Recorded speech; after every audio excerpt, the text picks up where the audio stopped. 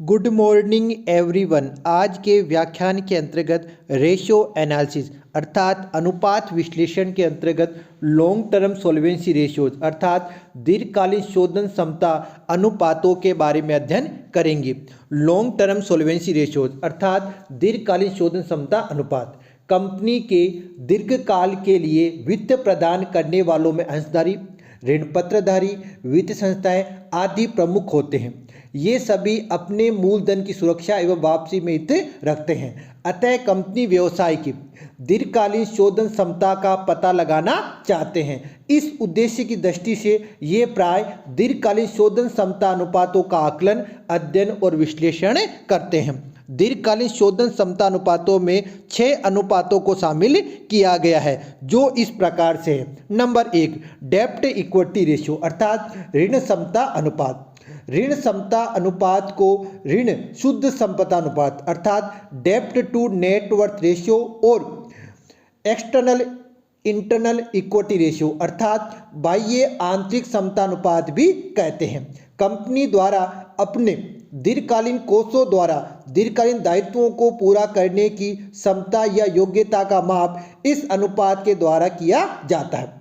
ऋण क्षमता अनुपात व्यवसाय के बाहरी और आंतरिक कोषों के मध्य स्थित गणितात्मक संबंध को प्रकट करता है। बाहरी कोषों में ऋण पत्रधारियों, वित्तीय संस्थाओं, लेनदारों आदि द्वारा प्रदान किया गया वित्त या पूंजी को शामिल किया जाता है, जबकि आंतरिक कोषों में अंशधारियों द्वारा लगाई गई पूंजी और कंपनी द्वारा प्रतिधारित आय को शामिल किया जाता है। ऋण में अल्पकालीन और चालू दायित्व भी शामिल किए जाते हैं तथा क्षमता अर्थात इक्विटी में पूर्वाधिकार अंश पूंजी को भी शामिल किया जाता है। इस प्रकार ऋण क्षमता अनुपात की गणना कंपनी की कुल ऋणों जिसमें चालू दायित्वों को शामिल करते हुए इसकी शुद्ध क्षमता अर्थात क्षमता का भाग देकर ज्ञात किया जाता है। अर्थात डेब्ट इक्विटी रेशियो ज्ञात करने का फॉर्मूला इस प्रकार से है, वो टोटल डेब्ट बटा नेटवर्थ और इक्विटी।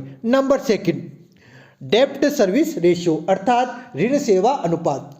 ऋण सेवा अनुपात को ब्याज अर्जन अनुपात अर्थात इंटरेस्ट अर्निंग रेशियो और ब्याज शोधन अनुपात अर्थात इंटरेस्ट रिडम्पशन रेशियो भी कहते हैं। यह अनुपात संचालन लाभों अर्थात ऑपरेटिंग प्रॉफिट्स और ब्याज दायित्व अर्थात इंटरेस्ट चार्जेज के मध्य संबंध को प्रकट करता है।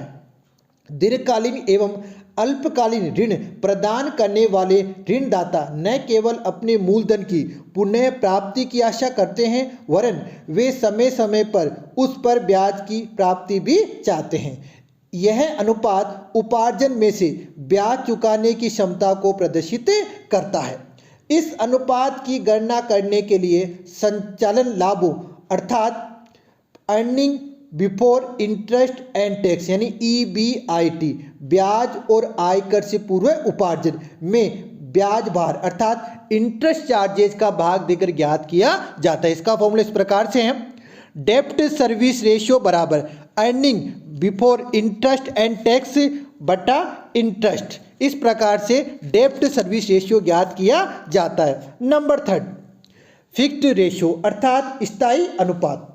स्थायी अनुपात को स्थायी संपत्ति दीर्घकालीन ऋण क्षमता अनुपात अर्थात fixed assets to long term डेब्ट रेशियो या मूर्त स्थायी संपत्ति दीर्घकालीन ऋण अनुपात अर्थात tangible fix assets to long term डेब्ट रेशियो भी कहते हैं।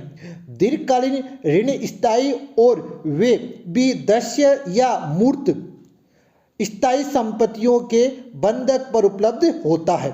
अतः दीर्घकालीन ऋण शोधन क्षमता जानने की दृष्टि से स्थायी अनुपात एक महत्वपूर्ण अनुपात है।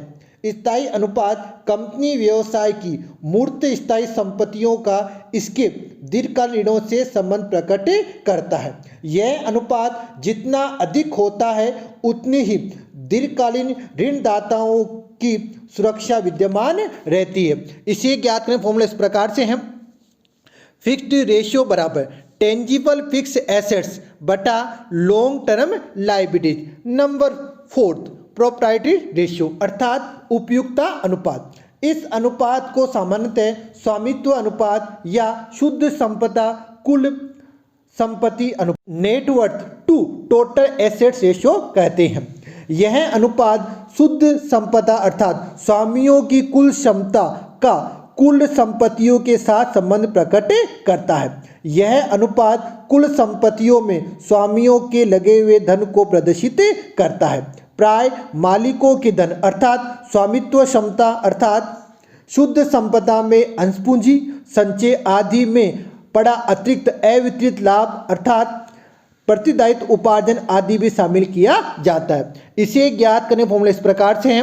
प्रोप्राइटरी रेशियो बराबर शेयर होल्डर फंड्स बटा total assets. Number 5 fixed assets ratio अर्थात स्थायी संपत्ति अनुपात। यह अनुपात स्थायी अनुपात से भिन्न होता है।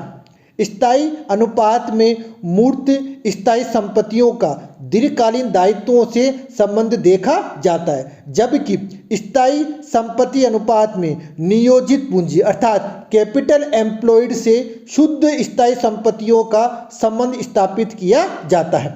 दीर्घकालीन कोषों का प्रयोग आधारभूत रूप से स्थायी संपत्तियों में किया जाता है।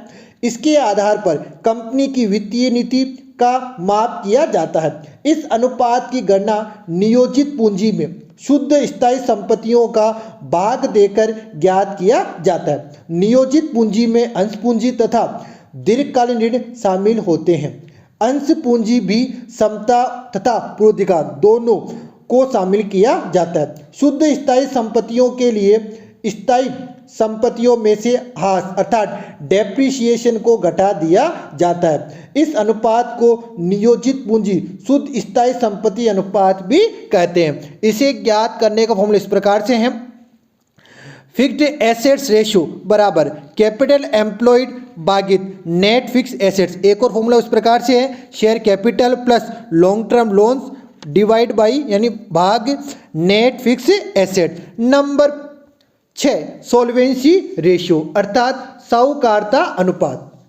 दीर्घकालीन शोधन क्षमता की दृष्टि से यह अनुपात एक महत्वपूर्ण अनुपात है। इस अनुपात को शोधन क्षमता अनुपात भी कहते हैं। इसी अनुपात को कुल दायित्व से कुल संपत्ति अनुपात अर्थात total liabilities to total assets ratio भी कहते हैं। यह अनुपात कंपनी के कुल दायित्वों अल्पकालीन तथा दीर्घकालीन और कुल संपत्तियों चालू और स्थायी में परस्पर संबंध प्रदर्शित करता है। साहूकारता या शोधन अनुपात और उपयुक्तता अनुपात या स्वामित्व अनुपात दोनों का योग 1 या 100% होता है। यह अनुपात दायित्वों द्वारा कुल संपत्तियों के क्रय का प्रतिशत या मात्रा बताता है। इसे ज्ञात करने फॉर्मूला इस प्रकार से है। सोल्वेंसी रेशियो बराबर total liabilities divide by total assets अर्थात कुल दायित्वों में कुल संपत्तियों का भाग देते हैं। इस प्रकार आज के व्याख्यान के द्वारा हमने लॉन्ग टर्म सोल्वेंसी रेशियोज अर्थात दीर्घकालीन शोधन क्षमता अनुपातों के बारे में अध्ययन किया। धन्यवाद।